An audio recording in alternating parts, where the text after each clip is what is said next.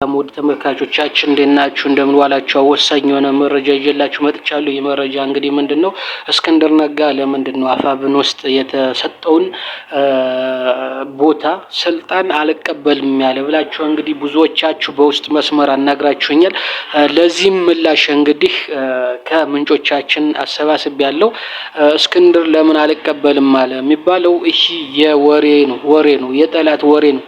በእርግጥ አልቀበልም አይደለም ያለው፣ ስልጣኑን ለሌላ ስጡት፣ ለሌላ የተሻለ ሰው ስጡት ነው እንጂ ያለ ሌላ የተሻለ ሰው እኔ ይህን ኃላፊነት መወጣት አልችልም። ይህንን ኃላፊነት እኔ ተቀብዬ ከአቅሜ በላይ ስለሆነ የሆነ እንከን ቢፈጠር ሆን ብሎ በሴራ አደረገው ለያያቸው የሚል ተጽዕኖ እንዳይደርስብኝ፣ ማግለል እንዳይደርስብኝ፣ በአንተ ምክንያት ነው እንዳልባል አቅም ያለው ሰው አስቀምጡበት። እኔ እንደ ተራ አባል ሆኜ የምታዘዘውን ድርጅቱን ለማስጠበቅ ዝግጁ ነኝ ያለው። ስለዚህም የራሱ ፍቃድ ነው።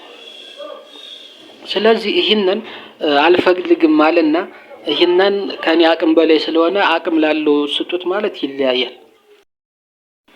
ስለዚህ ከእስክንድር ላይ ያለው እውነታ ይሄ ነው። ስለዚህ እሱ አልፈለገም። ገባችሁ አይደል? ይሄንን በማጫጫህ ልክ ትልቅ ክፍተት ለመፍጠር አስተዋጽኦ ማድረግ የለብንም። ምክንያቱም ብልጽግና የሚፈልገው ይሄንን ማስተጋባት እስክንድር አልቀበልም ማለት ነው።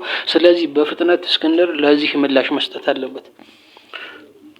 ምላሽ መስጠት አለበት። አልፈልግም ማለትና በእኔ አቅም ምክንያት የሆነ ችግር ቢፈጠር እኔ ተጠያቂ መሆን አልፈልግም። ምክንያቱም ስልጣኑ ከአቅም በላይ ነው ማለት ይለያያል። ስለዚህ አስፈላጊውን የሆነ መግለጫ ራሱ ቃለ መጠየቅ መስጠት አለበት። ሌላው እኔ ባልስማማበት ሳይሆን መስማማት አለበት። የተስማማበትም ደግሞም እውነት ነው። መስማማት አለበት ስልሽ እሱም ተናግሮታል። እንደ ማስረሻ ሰጤ እጅ መስጠት አይደለም፣ ለብልጽግና ክደት ነው።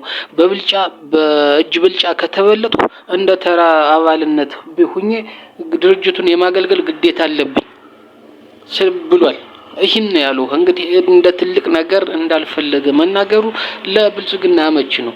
ስለዚህ ይህን አስፈላጊውን የሆነ እርምጃ መወሰድ አለበት። እርምጃ ስላችሁ ኃይል ሳይሆን እስክንድር እርምጃ መውሰድ አለበት። ምን አይነት እርምጃ? ፈጣን ምላሽ። ለዚህ ሌላ ደረጃ እንዳያደርሰው ክፍተት የተገኘ መስሏቸው ሁሎችም ሲያወሩት ከህዝቡ ዘንድ ሌላ እና በህዝቡና በሰራዊቱ ሌላ ክፍተት እንዳይፈጠር እስክንድር ተብሎ ብሎ ጋዜጣዊ መግለጫ በራሱ ቃለ መጠይቅ ተደርጎለት ግልጽ ማድረግ አለበት። ማለትም እሱ አልፈልግም እንዳላለ የልቅስ በአቅም ጉዳይ እኔ ይህን ጉዳይ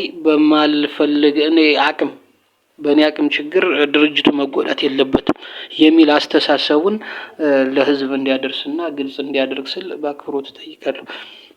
ሌላ ህዝቡና የሰራዊቱ ምንም መደናገርም ሌላ ነገር ውስጥ መግባት የማያስፈልግም፣ መደናገር የለበትም። ይሄ ያጋጥማል።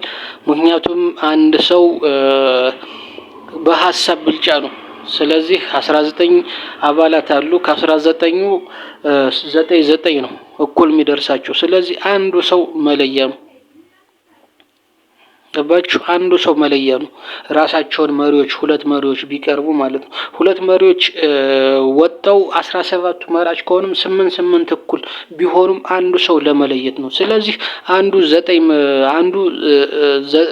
9 ካገኘ ተበለጠ ነው። ስለዚህ ይህን የማክበር ግዴታ አለ። ይህን ላከበረበት ደግሞ ያው መግለጫ ቢሰጥ መልካም።